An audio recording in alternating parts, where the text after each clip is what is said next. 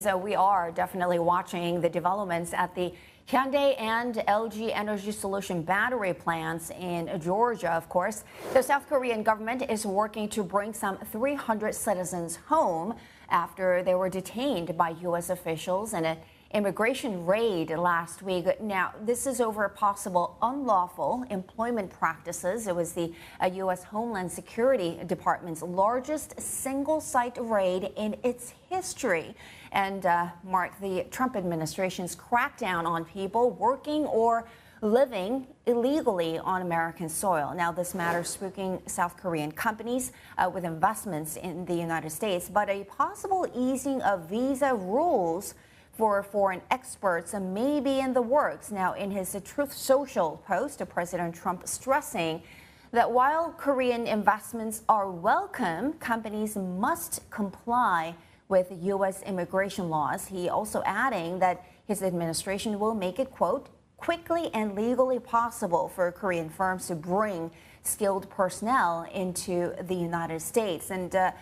South Korea does have this free trade agreement with the United States. So what was different about South Korea's deal from some of the deals that U.S. has with countries like Canada, Australia, and Singapore is that South Korea doesn't have a specific clause around working visas. So I think that was really perhaps the very origin of this story between the U.S. and South Korea. But just the sheer visual, Marty, the powerful image of South Korean workers at a U.S. plant being shackled at their ankles and being hauled in, I mean, that wasn't really pretty, right? So I think that is making a lot of South Korean companies nervous. And obviously, this is really the message coming from the Trump administration, that president's message is powerful, that you gotta hire American citizens to work at your companies. And that is really the whole point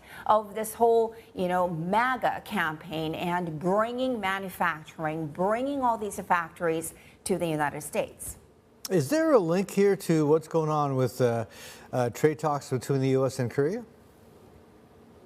I think that's exactly where everyone's mind is at right now, just because this is happening just a few days after the U.S.-South Korea summit. I mean, President Lee Jae-myung flying out to Washington, D.C. However, he didn't get anything in terms of documents. He didn't get anything signed. So that is one reason why people believe that this may be linked to some kind of a rocky trade negotiations that South Korea is having with the United States. And also, there is this question around what's going to happen to all these people. Now, we've got South Korean government saying that the detainees who want to return home, they can voluntarily, although the U.S. government is saying that they will be deported.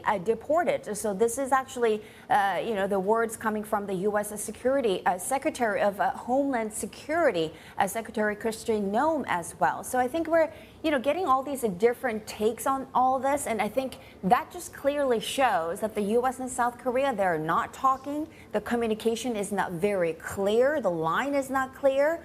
And that could actually be sort of extrapolated to mean that the trade negotiations are going in a challenged manner. Let's just put it that way.